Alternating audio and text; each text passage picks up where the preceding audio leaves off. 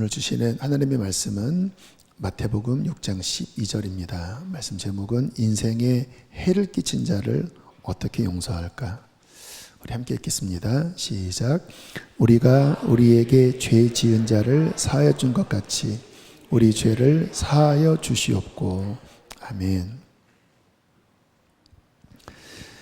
인생을 살다 보면 필히 겪게 되는 일이 내 삶에 해를 끼치는 사람과 사건을 만나는 일입니다. 직장에서든 지금 겪고 계신 분이 있을 것 같아요. 가정에서, 심지어는 교회에서도 이러한 사람과 일들을 만납니다. 이해 안 되는 행동을 하고 그로 인해서 자꾸 내 삶에 피해를 주고 심지어 내 인격을 무시하는 언행으로 자꾸 상처를 줍니다. 지금도 생각하면 기분이 나빠지는 하나의 기억이 있습니다. 여자분들이 싫어하는 군대 이야기인데요. 이제 어딘가를 걸어가고 있었습니다. 혼자.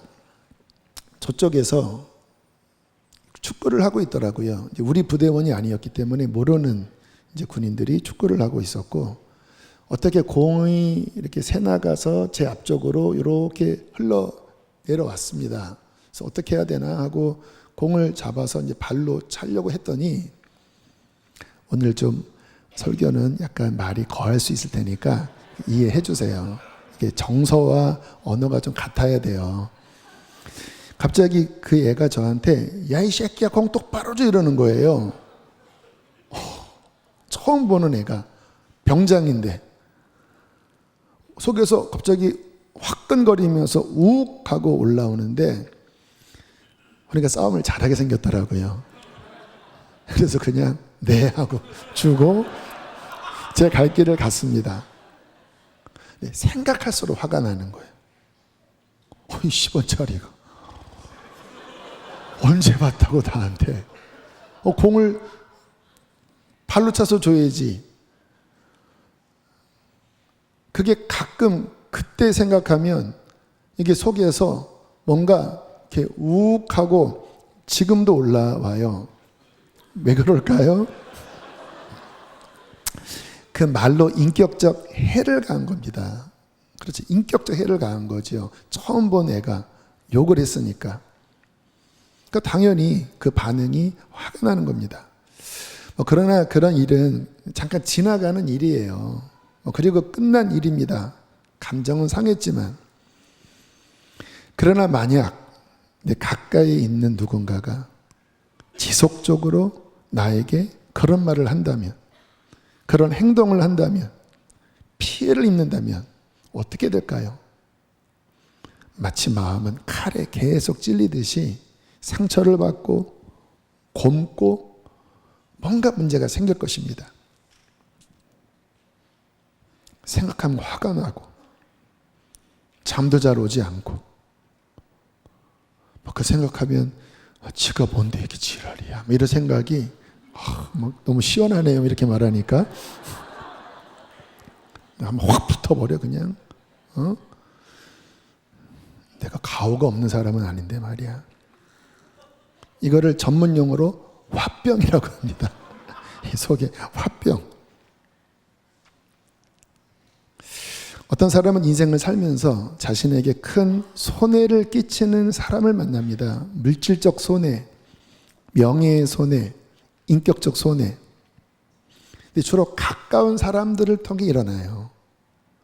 성경에 이런 말씀이 참 많이 나오는데요. 그러니까 늘 일어나는 일들이라는 것 같아요. 시편 41편 9절 함께 읽어보실까요? 시작.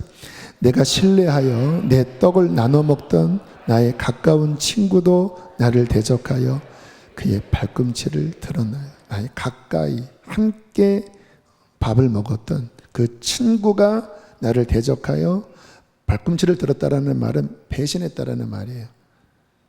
그래서 이 말씀이 가론 유다에게 인용이 됩니다. 그의 발꿈치를 들었나이다 함이 응하였다.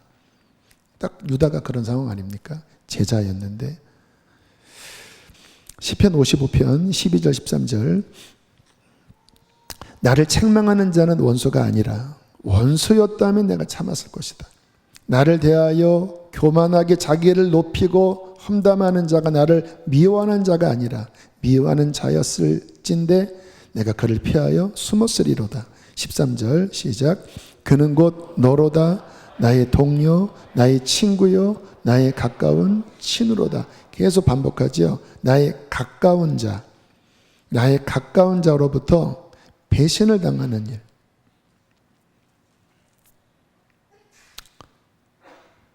이런 일을 겪을 때는 참 쉽지 않습니다.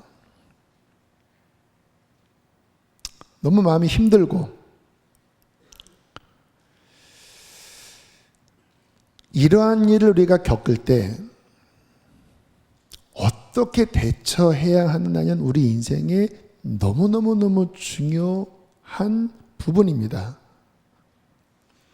왜냐하면 잘못 대처함으로 말미암아 인생이 망가지는 경우가 많거든요. 이렇게 어떤 이렇게 누군가를 상해하고 또는 죽이고 감옥에 온 많은 경우가 이러한 상황에서 욱한 겁니다. 계속 이 분노를 키우다가 갑자기 이성을 잃게 된 거예요. 그래서 인생이 망가집니다. 꼭 행동은 안 할지라도 마음의 병을 앓습니다. 인격적 손상을 입고 마음의 병을 앓아요. 여러 번 나눈 간증이지만 20대 초에 어떠한 사람이 제 인생에 해를 끼쳤습니다. 너무 화가 나서 분노가 주체가 안 되더라고요. 진짜 죽이고 싶더라고요. 막 가만히 있으면 이 속에서 떨리면서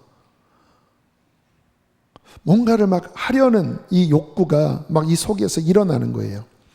여러분, 마음의 살인도 살인이라고 했는데 그 마음에 사로잡혀 있는 제 상태에서 무슨 기도가 되겠습니까? 그래도 순서에 따라서 성경을 펴서 읽는데 이런 말씀이 나오는 거예요. 시편 37편 7절 8절.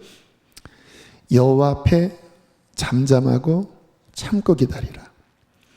악한 꾀를 이루는 자 때문에 불평하지 말지어다. 분을 그치고 노를 버리며 불평하지 말라. 오히려 악을 만들 뿐이니라. 이 말씀을 읽는데 마치 주님이 제게 이렇게 말씀하시는 것 같았어요. 너 그 악한 자 때문에 화내지 마. 오히려 네가 악으로 가고 있어. 정말 그랬습니다. 죽이고 싶고 기도도 안 되고 거기에 사로잡히고 눈물이 나더라고요. 주님, 잘못했습니다. 주님, 그 사람을 용서합니다. 내켜서 한 건 아니고 주께서 말씀을 주셨기 때문에 회개하고 용서를 했는데, 감사한 거는 그렇게 하는데 막 마음이 풀어지면서 막 눈물이 나더라고요. 그래서 한 번 더 나갔습니다. 하나님, 그 사람을 축복합니다. 그리고는 잊혀졌습니다. 여러분, 용서한다고 하는 거는 내 마음에서 그 사건을, 그 아픔을, 그 사람을 떠나보내는 거예요. 떠나보내지 않으면 어떻게 돼요? 거기에 사로잡히게 됩니다. 그 사람은 해를 끼치고 생각 안 해요. 이제 나는 그것을 내 마음에 품고 그 안에 막 괴로워하고 곪고 본인이 손해인 거죠. 그래서 성경에 오히려 악을 만들 뿐이라 네가 해를 입어. 만약에 제가 그 분노와 그 감정에 계속 사로잡혀 있었다면 아마 저는 영적으로 무너졌을 것이고, 그리고 어떤 죄를 지었을 것입니다. 그러나 주의 말씀 앞에 용서하고 축복하고 그리고 잊어버린 다음에 다시 하나님을 다시 잘 섬겼습니다. 마음이 풀어지니까 다시 기도도 되고 하나님이 위로도 해주시고. 여러분, 이 미움과 분노는요, 마귀가 아주 좋아하는 밥입니다. 보면 이런 오물이 있으면 파리들이 막 끼잖아요. 미움과 분노가 그 마음에 막 움직이면 마귀는요 딱 감지하고 거기에 득달같이 달려들어요. 성경은 이것을 마귀가 들어오는 문이라고까지 표현을 합니다. 에베소서 4장 26절 27절 분을 내어도 죄를 짓지 말며 해가 지도록 분을 품지 말고 27절 함께 읽겠습니다. 시작. 마귀에게 틈을 주지 말라. 여러분, 사람이 감정적인 존재잖아요. 그래서 누가 때리면, 이 마음에 손상을 주면 화가 나는 거는, 이거는 정상적인 반응입니다. 그것 없다고 하는 거는, 이거는 성경적인 사람을 모르는 거예요. 사람은 놀라고 화나고 억울한 마음이 느껴집니다. 근데 문제는 뭐냐면 계속 거기에 사로잡혀 있게 되면 그것이 마귀가 들어오는 틈이 되어서 더 큰 문제가 생긴다라는 거예요. 그래서 보통 어떤 일이 벌어지냐면 이제 그 생각 속에 내가 막 떨고 막 괴로워하고 그러면 마귀가 그거를 이제 확대시키기 시작합니다. 그러니까 그 하나의 그냥 10의 사건인데 내가 거기에 계속 붙잡혀 있을 때 마귀가 그것을 증폭시켜요. 어떻게 그럴 수가 있니? 또 곡해시킵니다. 그거는 이런 것 때문이야. 뭐뭐 때문이야. 누구 때문이야. 점점 내 안에서 10이었는데 이게 30이 되고 50이 되고 계속 증폭시키면서 그 분노와 그 상한 감정은 더 깊어집니다. 그 수렁에 더 빠지기 시작하는 거예요.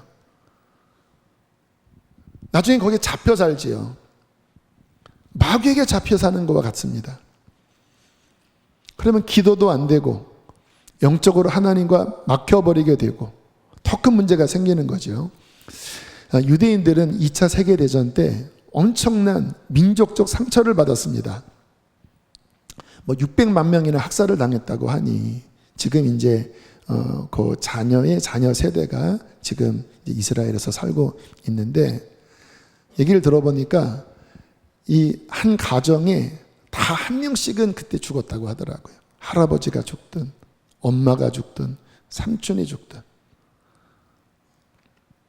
그래서 그런지 유대인 중에는 하나님을 믿지 않은 세큘라주의, 세속적 유대인이라고 하는데 하나님을 믿지 않은 무신론자들이 절반 이상이래요. 놀라셨죠? 물론 그들은 예수님을 안 믿지만 민족적으로 하나님은 믿잖아요. 절반이 안 믿는데요.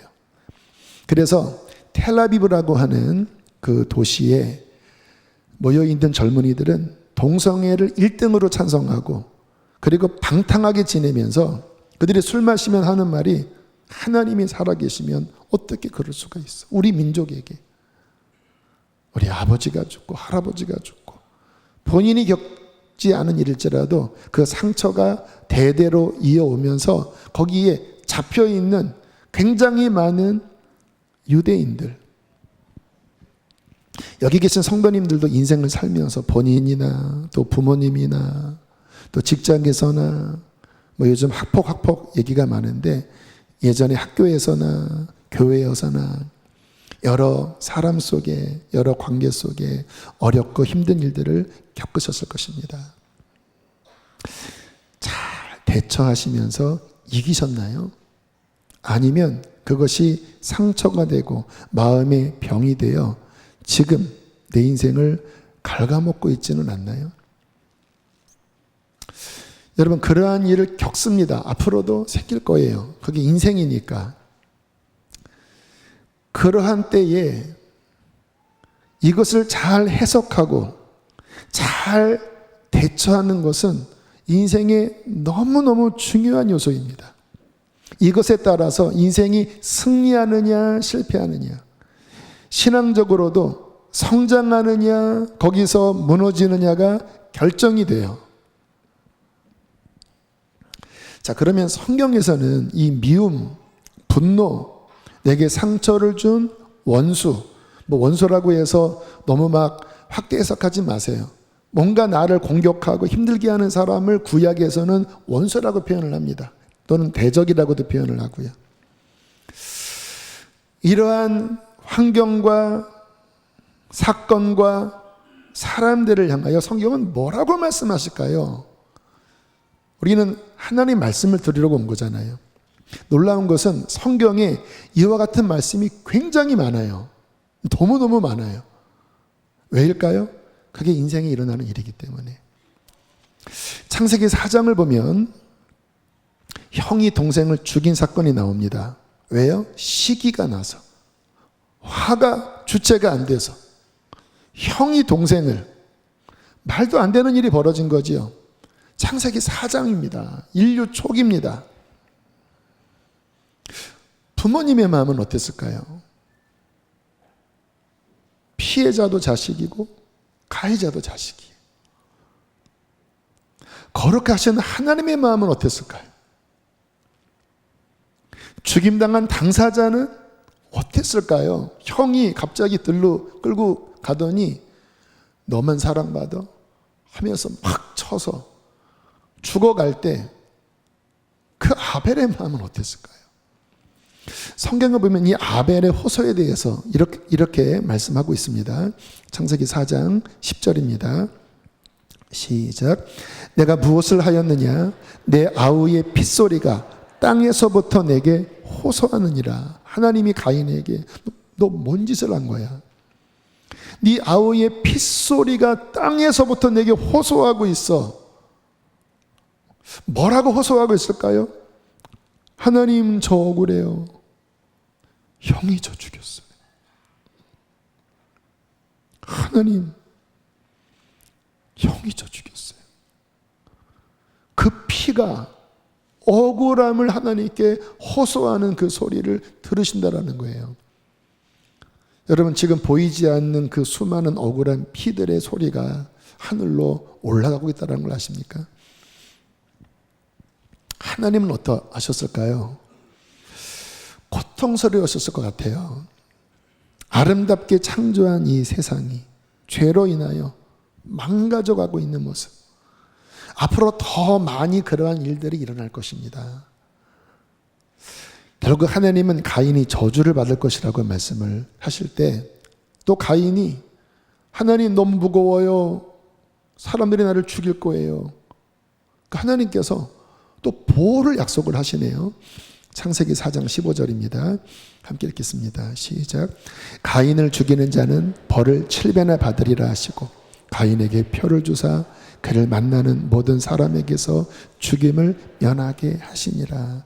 자, 이 짧은 창세기 4장의 사건 속에 피해자의 억울함의 호소, 죄를 지은 자의 징벌, 그럼에도 불구하고 가인이 하나님께 회개 비스무리한 걸 했을 때 그 죄인을 향한 하나님의 긍휼, 많은 해석들이 이 창세기 4장에 나오지 않고 그냥 사건과 어떤 각자의 고백만 나오지만 이 피해를 입은 자와 또 가해자와 또 제3자와 하나님 각각의 반응들의 모습이 이 안에 표현되어져 있습니다. 생각할 수 있다는 거예요. 구약에서 억울한 일을 가장 많이 겪은 사람을 꼽으라면 다윗일 것입니다. 시편을 보면 다윗이 그 억울함 가운데 고백하던 그 호소가 많이 나와요. 시편 3편 1절 함께 읽겠습니다. 시작. 여호와여 나의 대적이 어찌 그리 많은지요 일어나 나를 치는 자가 많으니이다. 언제 쓴 시인지 아세요? 아들 압살롬에게 쫓겨다닐 때 지은 시입니다. 자식 새끼한테 살해 위협을 당하면서 왕궁에서 함께 거느렸던 그 사랑하고 믿었던 신하들이 절반 이상 배반을 하면서 그리고 도망 다니면서 지은 시가 뭐라고요? 하나님, 내 인생에 대적이 왜 이렇게 많습니까? 일어나 나를 치고 죽이려는 자가 너무 많습니다. 다윗이 뭘 했다고 그러죠? 자식 잘해줬잖아요. 신하들 잘 세워줬잖아요. 그런데 갑자기 환경이 변하니까 막 죽이려고 달려드는 거예요. 가장 심하게 핍박했던 자가 있다면 장인어른일 거예요. 그렇게 죽이려고 달려들었던 장인어른. 시편 57편 6절인데요. 함께 읽어보시겠습니다. 시작. 그들이 내 걸음을 막으려고 그물을 준비하였으니 내 영혼이 억울하도다. 그들이 내 앞에 웅덩이를 봤으나 자기들이 그 중에 빠졌도다. 이 시편 57편 앞에 다윗이 사울을 피하여 굴에 숨어 있을 때 지은 시. 그러니까 막 이잡듯이 군사를 풀어서 막 다윗을 찾아다니고 그 전에 함께 교류했던 그런 신하들이 막 다윗에 대해서 막 이자는 나쁜 놈입니다. 막 험담하고 이렇게 하면 다윗을 잡을 수가 있습니다. 막 계획하고 다윗이 굴에 숨어서 하나님 앞에 토로하는 거예요. 하나님 억울합니다. 제가 뭐를 했다고. 저들은 나를 죽이려고 합니다. 이게 다윗의 인생이었습니다. 한편으로는 또 위로도 돼요. 야, 다윗이 잘 사는 줄만 알았더니 우리가 겪은 것 이상의 참 원통한 일을 겪었구나. 근데 이와 같은 다윗의 원통한 고백들이 많이 나오는데 여기서 하나 중요한 것을 배울 수 있는 게 뭐냐면 억울한 일을 겪을 때 하나님 앞에 그 원통함을 호소하는 것은 굉장히 중요한 요소입니다. 성경은 누르라고 말씀하지 않아요. 누르면 더 병됩니다. 근데 사람한테 하면 답 안 나와요. 근데 하나님 앞에 모든 것을 아시는 하나님 앞에 그 억울하고 원통하고 그 상한 마음을 막 토로하는 것은 성경에 굉장히 많이 나와요.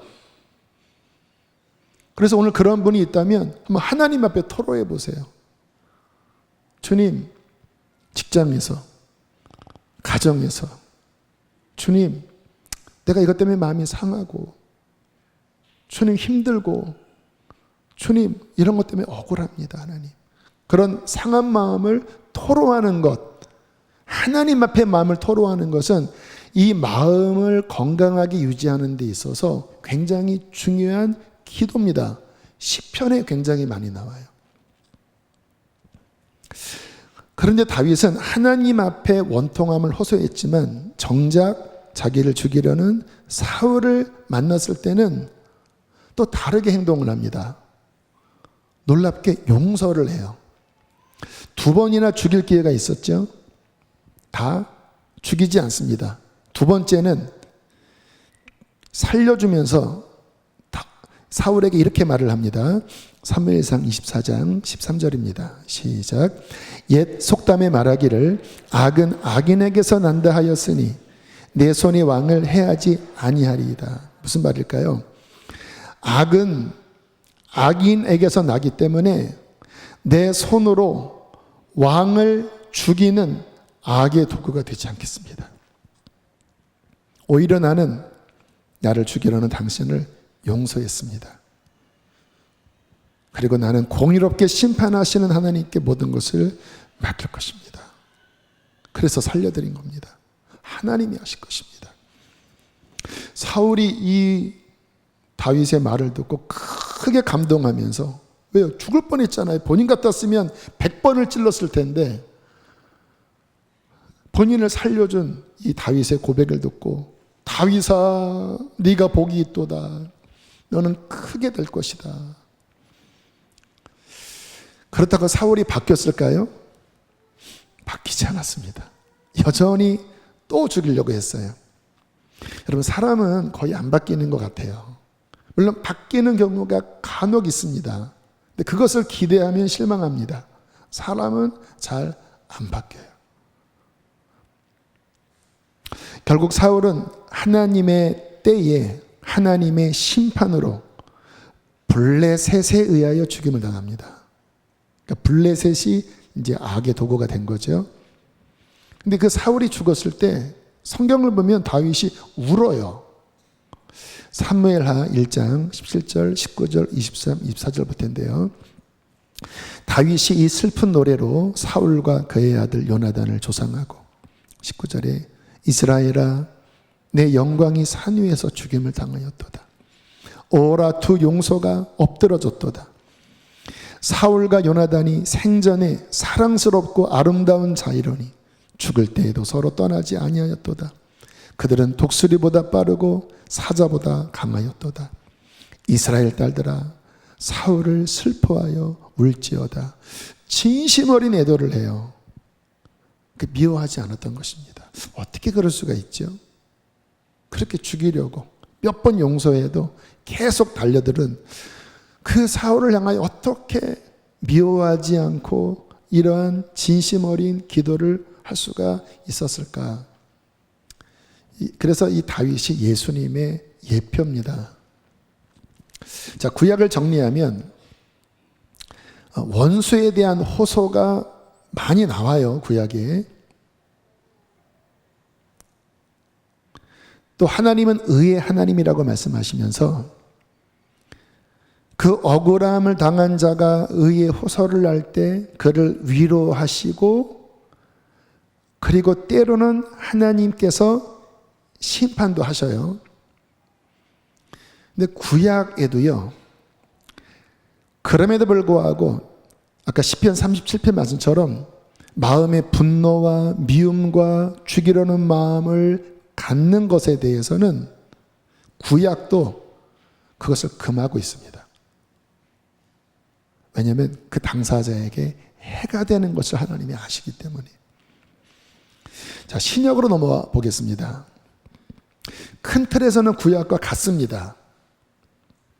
신약은 무조건 다 용서하고 그렇지만은 않아요. 여러분, 신약에서도 억울함의 호소가 나와요.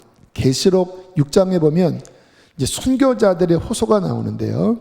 계시록 6장 9절 10절 함께 읽겠습니다. 시작. 하나님의 말씀과 그들이 가진 증거로 말미암아 죽임을 당한 영혼들이 제단 아래에 있어 큰 소리로 불러 이르되 거룩하고 참되신 대주제여, 땅에 거하는 자들을 심판하여 우리 피를 갚아주지 아니하시기를 어느 때까지 하시려 하시나이까 하니, 북한에서 많은 크리스찬들이 믿는다는 이유로 총살을 당하고 온갖 린치를 당하면서 그들이 수용소에서 죽어갔습니다. 중동에서 많은 교회가 불사름을 당하고 참소를 당했습니다. 그들의 영혼이 천국에 있는데 오늘 이 성경에 보니까 하나님의 제단 아래에서 그 영혼들이 뭐라고 외치고 있습니까? 아벨의 외침과 비슷하지요. 거룩하신 대주제여, 우리가 피 흘림을 당했는데, 억울한 피 흘림을 당했는데 이것을 갚아주지 아니하시기를 어느 때까지 하시려 하십니까? 여전히 믿는 우리의 동료들을 박해하고 여전히 저들을 회개하지 않습니다. 언제까지입니까? 주님께서 기다려라, 때가 되면 심판이 임한다. 신기하죠? 순교당한 자들이 그 피해를 갚아달라고 하는 신원의 외침에 대하여 보여주고 있어요. 그러니까 이 억울함의 호소, 이 부분은 성경에서 신약에서도 여전히 유효해요. 자, 그런데 하나님이 심판하실 것이라고 말씀을 하시면서 이렇게 말씀을 하는 부분이 신약은 더 강조되어 있습니다. 자, 로마서 12장 19절입니다. 시작.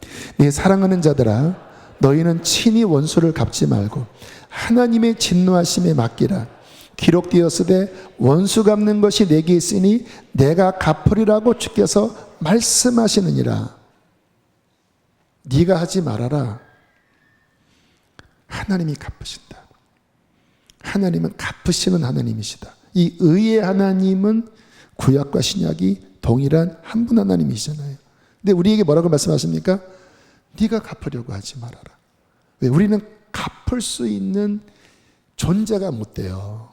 일단 판단력부터 흐립니다. 물론 원사이드하게 피해를 입은 경우도 있지만 많은 경우는요, 나에게도 뭔가의 실책이 있어요. 근데 우리는 나만 피해 입었다고 하는데 공의로운 하나님의 기준에서는 나에게도 문제가 있어요. 또는 내가 어떻게 뭐를 갚습니까? 안 되잖아요. 그래서 성경은 내가 할 것이다. 내게 맡겨라. 그렇게 말씀하시면서 이제 좀 받아들이기 힘든 말씀을 하셔요. 그러나 우리는 여기까지 가야 합니다. 로마서 12장 14절 시작. 너희를 박해하는 자를 축복하라. 축복하고 저주하지 마라. 자, 아까 됐습니다. 잠깐만요. 억울함에 대한 토로에 대한 말씀을 했잖아요. 상한 마음을 토로하고 하나님 앞에 막 어떤 신원에 대한 부르짖음 맞아요. 근데 그거와 저주와는 좀 달라요. 억울함을 호소하지만 그러나 저주하지 말아라. 그리고 더 나아가서 축복해라. 그리고 20절 함께 읽어보실까요? 시작. 내 원수가 줄이거든 먹이고 목마르거든 마시게 하라. 그리함으로 내가 숯불을 그 머리에 쌓아놓으리라. 만약에 그가 어려워서 도움 청하면 도와줘라. 이 숯불을 머리에 쌓아놓는다는 표현은 정확한 해석은 잘 성경학자들도 내리지 못해요. 그가 부끄럽게 될 것이다 라고 해석하기도 하고 더 큰 심판이 임할 것이다 그렇게 해석하기도 해요. 어쨌든 뭔가 하나님의 역사가 있을 것이라는 거예요. 마태복음 5장 44절 45절 함께 읽겠습니다. 시작. 나는 너희에게 이르노니 너희 원수를 사랑하며 너희를 박해하는 자를 위하여 기도하라. 이같이 한즉 하늘에 계신 너희 아버지의 아들이 되리니 이는 하나님이 그 해를 악인과 선인에게 비추시며 비를 이로운 자와 불의한 자에게 내려주심이라. 가장 어려운 말씀 중에 하나입니다. 본인이 심하게 겪지 않았으며 할 수 있지 않아라고 하지만 당신이 그 일을 겪으면 사랑하라고요? 그를 사랑하라고요? 너무 어려운 말씀인 것처럼 보여집니다. 저 같은 경우에는 기계적인 용서는 이제 훈련은 잘 된 것 같아요. 그때 20대 초 이후로 이게 더 큰 문제가 되는구나 해서 그냥 용서합니다. 그리고 하나님 말씀이 기준이니까 용서합니다. 돼요, 이거는. 그리고 그 분노와 상한 감정에 사로잡히지 않으려고 잘 밀어내고 그리고 주님의 은혜로 마음을 잘 보호하는 것도 꽤 하는 편이에요. 그런데 이 말씀처럼 진심으로 사랑은 안 돼요. 진심으로 그를 사랑하는 마음은 쉽지 않아요. 그래서 어제 이 말씀 준비하면서 다시 결국 사랑까지 가는 건데 하나님 도와주세요. 용서합니다. 축복합니다. 잘 되게 해주세요. 하고는 더 이상 기도가 안 나가더라고요. 그래서 이건 저에게 이제 과제고요. 자, 하나님이 원하시는 이제 마음을 알아야 돼요. 하나님이 원하시는 마음, 그리고 하나님의 관점. 아까 제가 빛이 있을지어다 선포라고 했잖아요. 결국 우리의 중요한 부분은 하나님의 관점과 하나님의 그 본심을 아는 겁니다. 이게 철드는 거잖아요. 그냥 내 기준에서, 내 입장에서, 내 수준으로만 하면 그 계속 철부지 아닙니까? 자, 이 영역에 있어서 중요한 하나님의 관점 하나가 오늘 읽은 본문에 나오는데요. 자, 마태복음 6장 12절 주기도문에 나오는 말씀 함께 읽겠습니다. 시작. 우리가 우리에게 죄 지은 자를 사하여 준 것 같이 우리 죄를 사하여 주시옵고. 죄를 지은 자, 근데 영어를 보면 debt라고 표현합니다. 이것은 채무, 빚 이런 뜻이죠. 그래서 our debt, 우리의 채무. 누구 앞에? 하나님 앞에 나의 채무. 하나님 앞에 진 죄의 나의 채무. 이게 있다라는 것과, 근데 우리가 살면서 나에게 해를 끼치면서 나에게 도덕적 채무를 진 자를 만나지요. 빚진 거지요.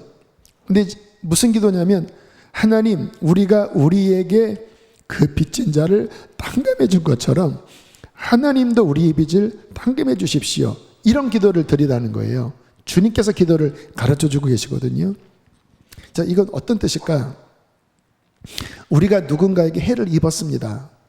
도덕적 이제 채무를 그가 진 상태예요. 근데 뭐를 알아야 되냐면, 그 전에 우리는 하나님 앞에 진 채무가 훨씬 크다라는 인식입니다. 성경은 이것을 어느 정도라고 표현을 하셨냐면 1만 달란트 빚졌다라고 표현을 했습니다. 얼마인지 아세요? 최저 시급으로 환산을 하면 4조입니다. 4조. 그러니까 1달란트가 6천 데나리온인데, 한 데나리온은 1일 노동자 품삯입니다. 하루 품삯을 한 7만 원으로 잡으면 1달란트는 4억 2천입니다. 만 달란트는 4조예요. 4조. 이것도 그냥 4조가 아니라 갚을 수 없는 빚을 상징적으로 표현한 거예요. 그래서 예수님이 오신 겁니다. 이 죄를 해결하려면 이 세상 무엇과도 안 되기 때문에 하나님의 아들이 어린 양이 돼서 그 죄의 채무를 당신의 생명의 핏값으로 치르신 거죠. 생명값으로. 하나님 아들의 생명값으로. 그래서 우리가 용서받았잖아요. 자, 그런데 우리가 누군가에게 이제 피해를 입어서 그가 나에게 진 빚은 얼마라고요? 100데나리온이라고 합니다. 1데나리온이 하루 품삯이라고 그랬잖아요. 풍성하게 쳐줘서 환산하면 1,000만 원입니다. 적은 금액은 아니죠. 1,000만 원, 누가 1,000만 원 이렇게 피해를 입으면, 여러분, 아무튼 이거는 문제잖아요. 근데 1,000만 원인 거예요. 1,000만 원. 누가 내게 상처를 주었습니까? 1,000만 원. 피해를 입혔나요? 1,000만 원. 내 자존심에 큰 해를 끼쳤습니까? 1,000만 원. 근데 본인은 하나님 앞에 얼마라고요? 4조. 근데 하나님이 어떻게 하셨다고요? 아들의 핏값으로 탕감을 해주셨다라는 거예요. 탕감받아서 하나님의 자녀가 되고 예배하고 살아있고 구원받고. 자, 이것이 신앙의 구원받은 어마어마한 나의 죄가 용서받았습니다라고 하는 감사와 감격으로 신앙생활을 해요. 근데 우리가 인생에서 만나잖아요. 가족 중에, 직장에서, 친구 중에, 교회에서. 그게 이 땅이니까. 근데 어떤 생각을 합니까? 어떻게 내게 그래? 용서 안 해. 시각을 쭉 끌어올려서 하나님의 눈으로 보세요. 1만 달란트를 하나님이 아들을 주셔서 탕감을 해 주셔서 지금 저렇게 구원받은 상태로 서 있는 은혜 받은 자입니다. 근데 마음이 옹졸하게 용서가 안 되고 계속 그 마음으로 계속 사로잡혀 있어요. 무지하니까 그럴 수는 있겠죠. 하나님은 뭐라고 그래서 주의 가르친 기도에 아예 그냥 박아두신 겁니다. 우리가 우리에게 죄 지은 자를 사하여 준 것 같이 우리의 죄를 사하여 주십시오. 하나님, 제가 하나님 앞에 더 큰 채무를 졌습니다.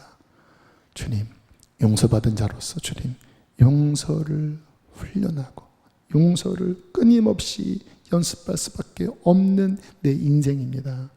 물론 힘든 거 아세요, 하나님은. 그게 우리의 연약함이니까. 또 이 1,000만 원이 크게 보일 수밖에 없는 우리의 믿음 없음도 하나님이 아십니다. 근데 결국 신앙이잖아요.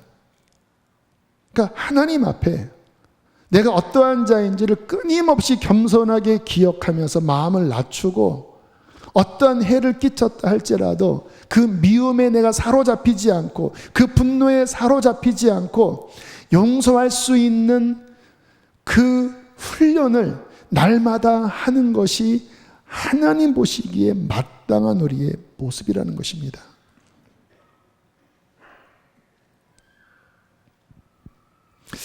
그러면 하나님의 공의는 어떻게 되는 걸까요? 여러분, 하나님의 공의는 우리가 생각하는 것보다 훨씬 정확하고 크고 두렵습니다.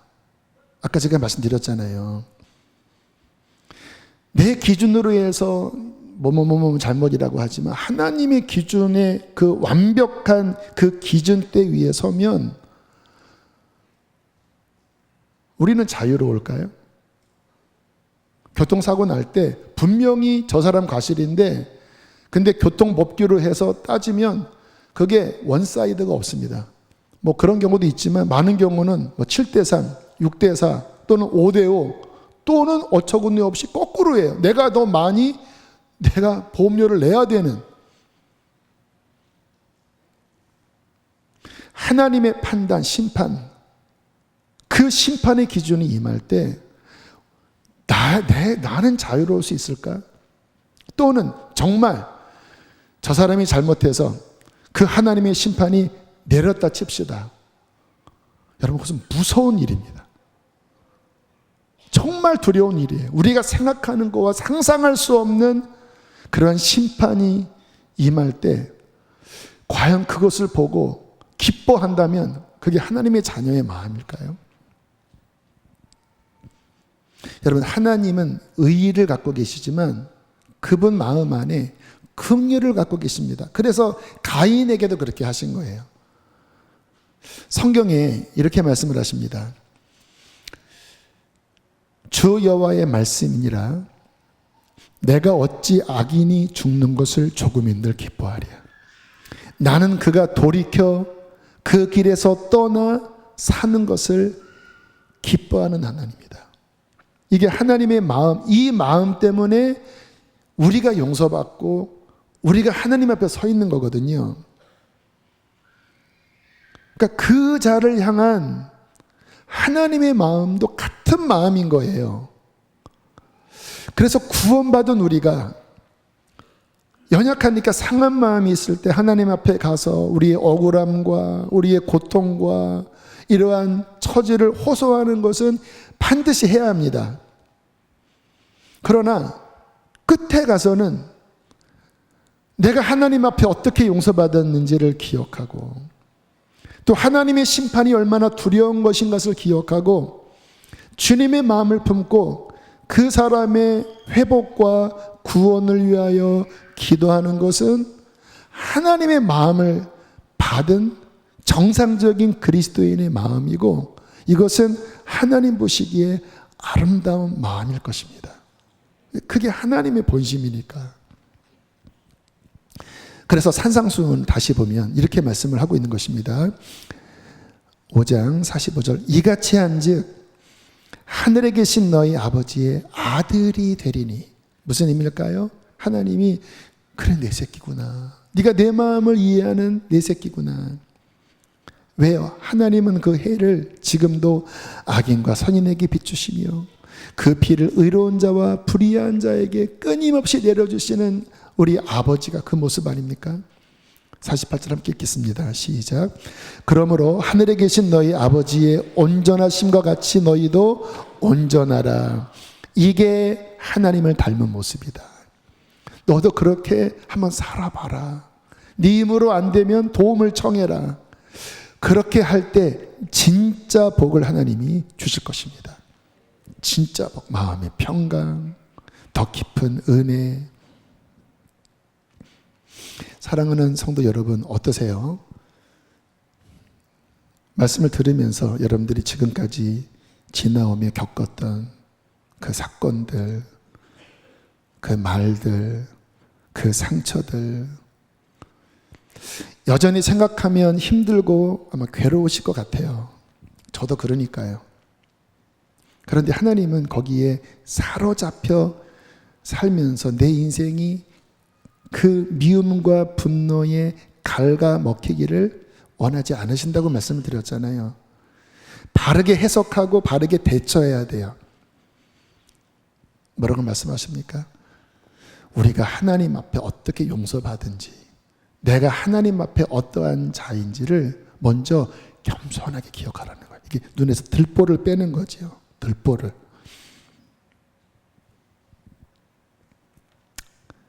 그리고 주님의 그 마음을 품고, 잘 안 되겠죠, 처음에는. 그러나 정말 축복은 기도하다가 하나님의 마음이 임하여, 주님 정말 그 사람 불쌍합니다. 주님 저도 부족한 점이 있습니다. 주님 불쌍히 여겨주시고 회복하여 주시고 구원하여 주시옵소서.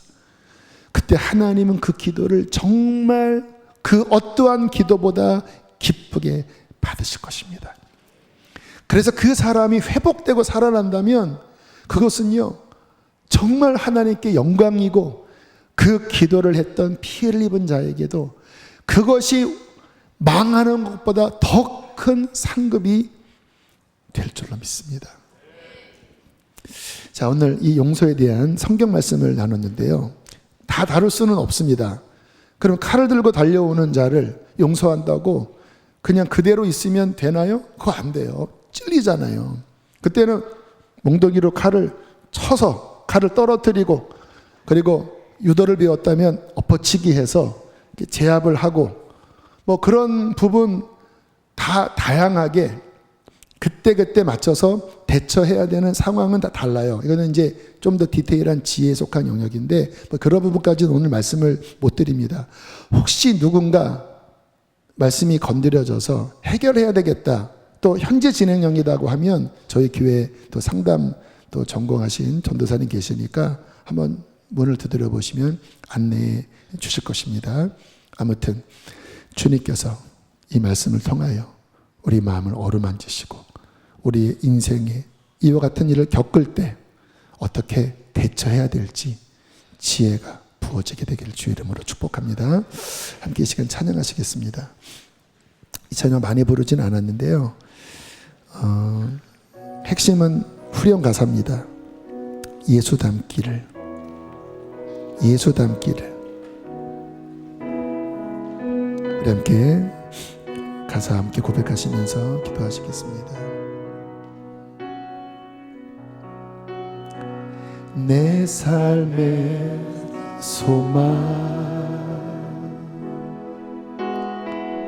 내가 바라는 한 분, 그것이 무엇입니까? 예수 닮기를 내가 원하. 그분은 십자가에서 용서하셨습니다. 한없는 사랑, 풍성한 긍휼, 풍성한 긍휼, 예수 닮기를 내가 원하네.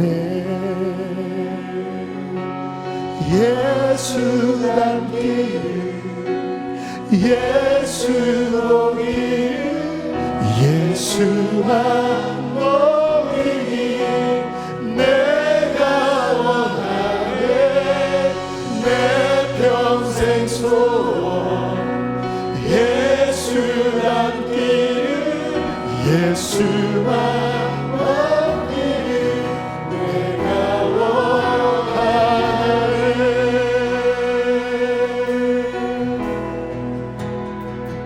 온유하시고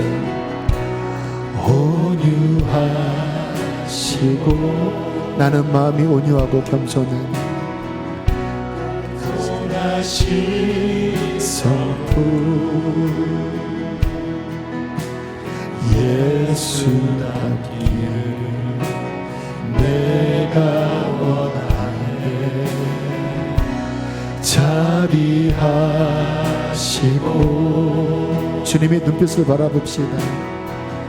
위로자 되신 주 예수 닮기를 내가 원하네. 예수 닮기를 예수 보기를 예수만 높이기 내가 원하네. 내 평생 소원 예수 닮기를 예수만 닮기를 내가 원해. 한 번 더 예수 닮기를 예수 닮기를 예수 보기를 예수만 높이기 내가 원하네.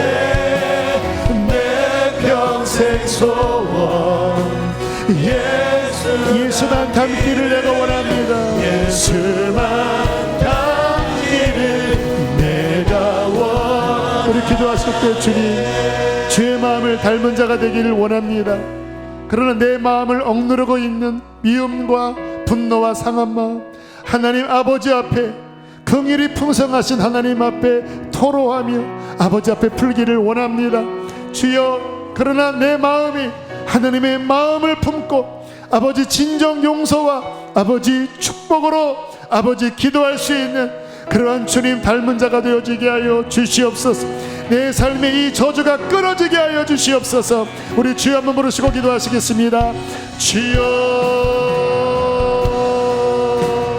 예수 닮기를 예수 보기를 예수. 우리 하나님 앞에 마음을 토로하세요. 여러분이 눌려있는 영혼, 병들어 있는 상한 부분을 토해내세요. 내 평생 소원 예수 닮기를 예수만 닮기를 주님의 은혜를 구하세요. 주님의 긍휼을 구하세요. 주님이 주의 손으로 어루만져주기를 원하시니 용서한다고 기도하시고 그를 축복한다고 기도하세요. 그래야 풀어집니다. 그래야 해결이 됩니다. 그래야 인생이 회복이 됩니다. 주여, 하나님의 공의는 반드시 이루어질 것입니다. 그러나 하나님께서는 그가 살기를 원하시고 나도 살기를 원하십니다. 주님 닮기를 원합니다. 주님의 긍휼을 담기를 원합니다. 주님의 온유와 겸손을 담기를 원합니다. 주님 닮게 하여 주십시오. 주님 마음을 주시옵소서. 주님 마음을 담게 하여 주시옵소서. 좀 더 기도하세요. 성령께서 마음을 두들기고 계십니다. 성령님이 마음을 두드리고 계십니다. 더 토로하세요. 응어를 짓던 것들을 토로하세요. 고백하세요. 긍휼을 구하세요. 은총을 구하세요. 주여,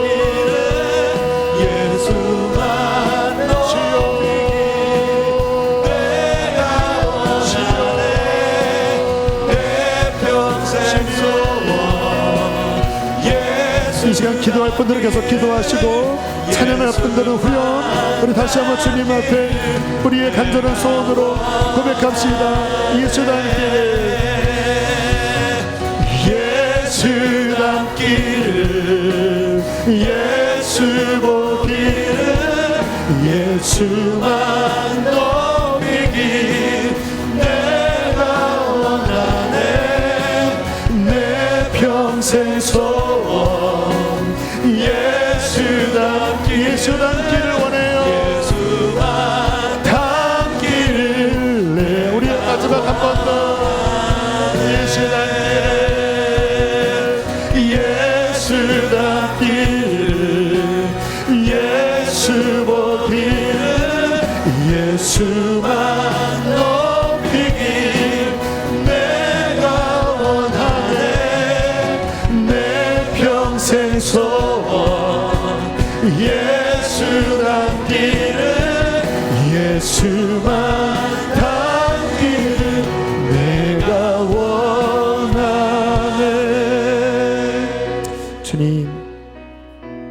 우리는 연약합니다.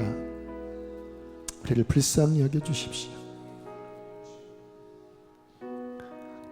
하나님의 긍휼이 아니면 주님, 우리는 이 험난한 세상을 살 수 없습니다. 우리 마음이 상하고 억울하고 아픕니다. 하나님, 가인을 보시면서 하나님께서 아파하시고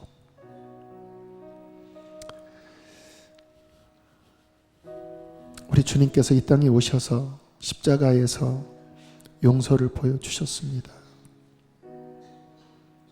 주님, 그 용서로 1만 달란트 빚졌던 하나님 앞에 빚져 있는 제가 용서받고 구원받았습니다. 악인이 죄악 가운데 멸망당하기를 원치 아니하시고 그가 돌이켜 사는 것을 기뻐하시는 그 하나님의 긍휼 때문에 우리가 여기에 서 있습니다. 주님의 마음을 주시옵소서. 당신의 마음으로 긍휼을 베풀게 하여 주시고 우리 마음 깊은 곳에 응어러져 있는 그 상함이 해결되어지게 하여 주십시오. 주님 닮기를 원합니다. 주님 닮은 기도를 하기를 원합니다. 우리 힘으로 할 수 없지만 하나님의 은혜가 그렇게 하게 인도하실 줄 믿습니다. 우리의 삶을 회복하여 주시고 주님, 당신의 성품이 우리 안에 회복되어지게 하여 주시옵소서. 귀하님을 봉헌합니다. 기쁘게 흠양하여 주십시오. 성도들의 삶과 가정을 위로하고 축복합니다.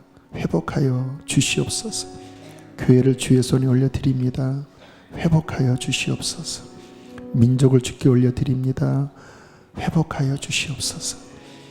이제는 우리를 죄에서 건지신 예수님 구원의 은혜와 하나님의 크신 사랑과 성령님의 위로, 교통, 특별히 예수의 마음을 품게 하심이 주님 앞에 겸손히 기도하는 종들 위에, 특별히 가정 위에, 교회 위에 함께 하시기를 축원하옵나이다. 아멘.